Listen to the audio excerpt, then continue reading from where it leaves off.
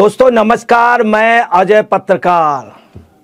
चुनाव आयोग ने इलेक्शन की घोषणा कर दी। Chief election commissioner Rajiv Kumar ji और संधू साहब ने आज संयुक्त प्रेस कॉन्फ्रेंस की। प्रेस कॉन्फ्रेंस को खास तौर से Rajiv Kumar ji chief election commissioner ने एड्रेस किया। आज उन्होंने जब चुनाव की घोषणा की तो सब जगह सनसनी फैल गई। तमाम लोगों के हौसले पस्त हुए, तमाम के हौसले मस्त हुए और उन्होंने आज स्पष्ट रूप से कह दिया चुनाव निष्पक्ष होगा, खून खराबा किसी सूरत पे नहीं हो पाएगा। ये राजीव कुमार जी ने स्पष्ट कह दिया।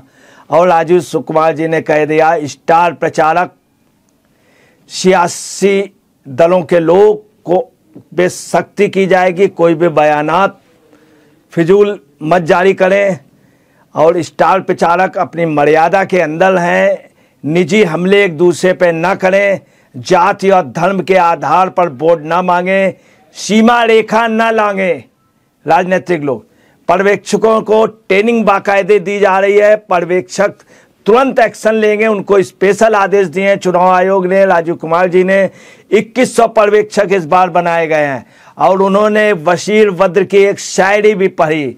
बशीर वद्र की वो शायरी है, दुश्मनी जम कर करो, दुश्मनी जम कर करो, मगर रहे ध्यान इतना, जब दोबारा कभी मिलें तो शर्मिंदा ना होना पड़े। लखनऊ के बशीर वद्र साहब की ये शायरी उन्होंने पढ़ी और इनको एक सीख दी कि आपस में इतनी दुश्मनी मत करना कि जब मिलो तो ऐसा ना हो कि एक दूसरे के सामने ना आ पाओ। ये चुनाव का एक वो दिया कि चुनाव एक खेल भावना से होना चाहिए, कोई लड़ाई या व्यक्तिगत दुश्मनी से ना होना। उन्होंने ये भी कहा कि कतई भी किसी भी तरह की कोई भी आचार संहिता या सीमाएं न लांघे। उन्होंने 7 चरण के मतदान की घोषणा की। पहला चरण जो है 19 अप्रैल को होगा, जिसमें 102 सीटों पे होगा चुनाव और उसी दिन अरुणाचल विधानसभा का भी चुनाव है। 2 लोकसभा अरुणाचल की और विधानसभा 2 अरुणाचल की विधानसभाओं के और 2 लोकसभा के। उसके अलावा पूरे देश में 102 लोकसभा का सबसे ज़्यादा सीटों पे जो मतदान है वो 19 अप्रैल को फर्स्ट फेज़ का होगा। सेकंड फेज़ का मतदान 26 अप्रैल को है जो 89 सीट पे है। थर्ड फेज़ का मतदान जो है वो 7 मई को 94 सीट पे है। फोर्थ फेज़ का जो मतदान है वो 13 मई को है, 96 सीट का है।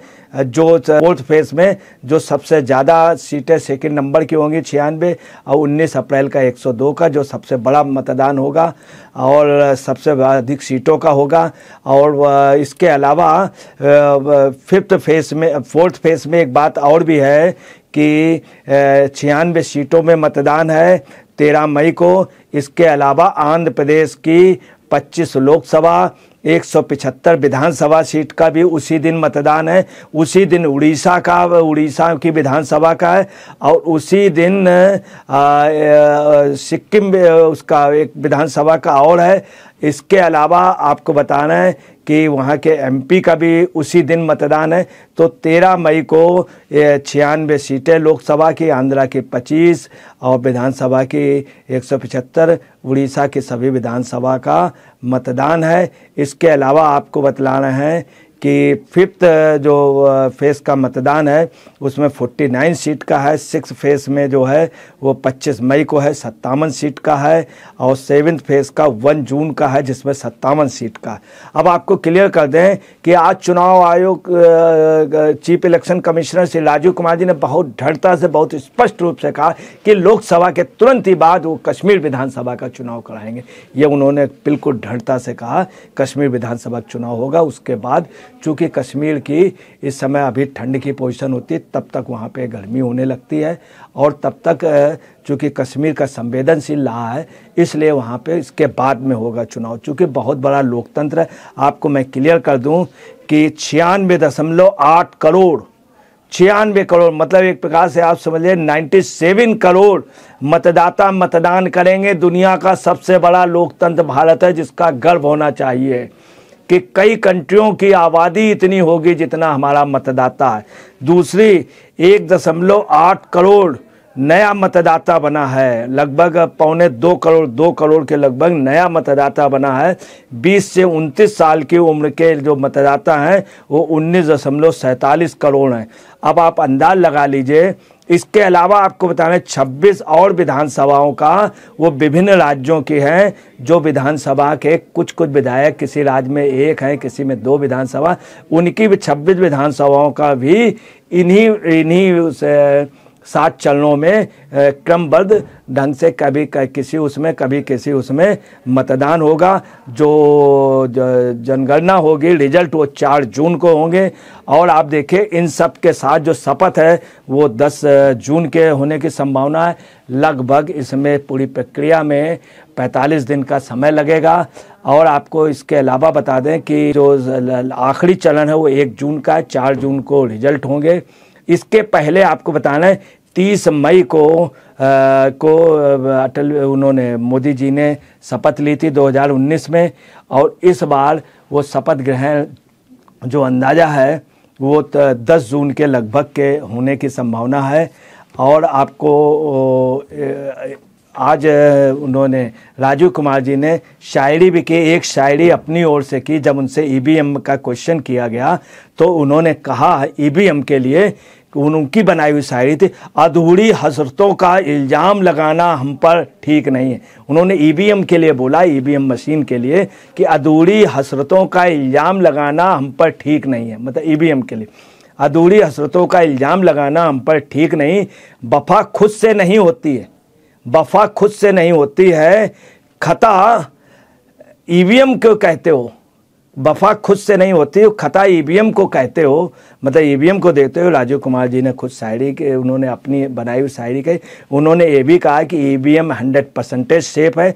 40 बार इसके काफ़ी शिकायतें आई, उस पर गौर किया गया। ऐसा कहीं भी कुछ भी कोई भी उस तरह का वो नहीं पाया गया। दूसरी बात उन्होंने कहा विपक्ष भी जो है वो सहमत हुआ है। जब उनके राज्यों में जब जीते हैं तब वो सहमत हुए हैं और सभी लोग ईवीएम पे विश्वास करते हैं। बहुत बड़ी व्यवस्था। आज उन्होंने ये भी एक सीख दी, रहीम का एक दोहा पढ़ा, रहीमन धागा प्रेम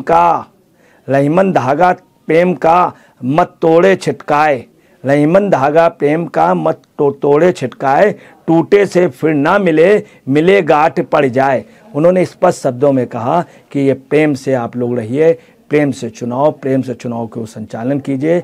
कोई ऐसी बात मत करिए कि पूरे जीवन के लिए वो एक गांठ बन जाए और एक नुकसानदायक हो। आज दूसरा एक चीज़ क्लियर कर दें, बिहार और बंगाल में हमेशा कई फेस का चुनाव हुआ। इस बार भी बिहार में जो है वो 7 चरण का वो उसमें कई फेस का मतदान है। इसके अलावा आपको बताना बंगाल में भी कई फेस का है। बिहार में जो है 19 अप्रैल, 26 अप्रैल, 7 मई, 13 मई और 20-25 मई, 1 जून का। तो इनमें बिहार और बंगाल में बाकायदे डेट दी गई है।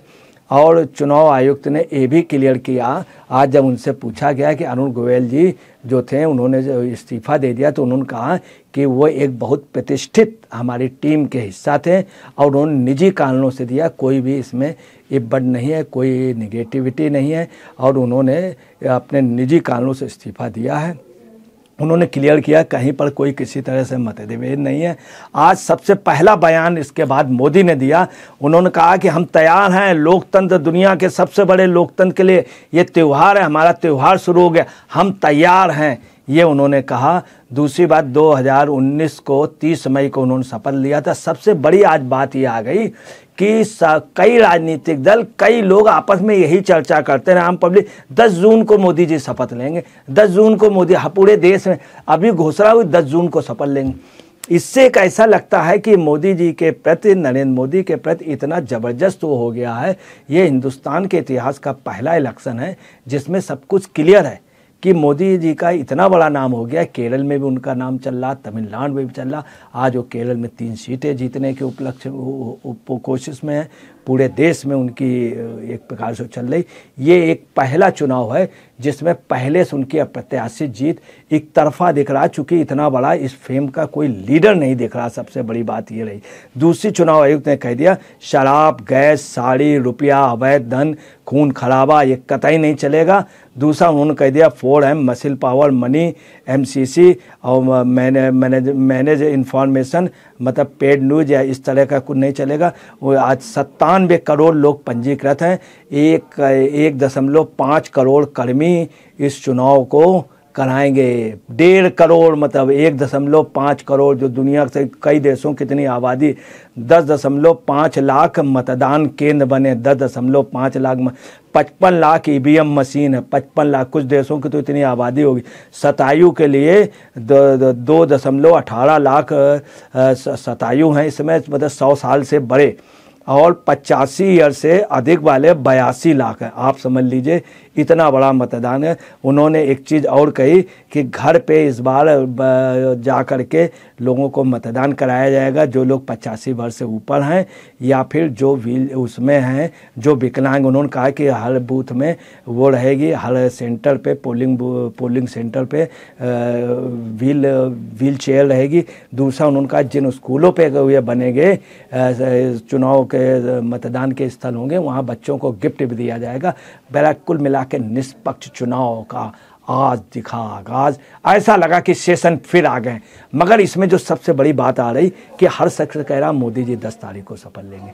ये चीज़ एक ऐसा लगा जिस तरह से बीजेपी का विपक्ष में एक चीज़ नई बात आई। विपक्ष में भगदड़ है, इंडी गठबंधन बिल्कुल टूट गया, इनकी सीटों का बंटवारा, इतनी जल्दी ये कुछ कर नहीं सकते। और आपको बताना विपक्ष वास्तव में, अगर ये चुनाव थोड़ा लेट होता विपक्ष एक हो सकता था। एक होने इसमें साफ हुआ है जिस तरह से बीजेपी का मॉडल हाई हुआ है, और विपक्ष ने अभी तक कोई प्रतिक्रिया ना आना। नड्डा ने भी कहा है और उन्होंने शिवराज सिंह चौहान ने कहा कि विश्व गुरु भारत बनेगा। नड्डा ने कहा कि सबसे बड़े लोकतंत्र का मतदान है। एक बहुत अच्छी शुरुआत हो गई, अच्छा मतदान, अच्छा देश का सबसे बड़ा। आगे चुनाव परिणाम ही बतलाएंगे। दोस्तों नमस्कार, मैं अजय पत्रकार।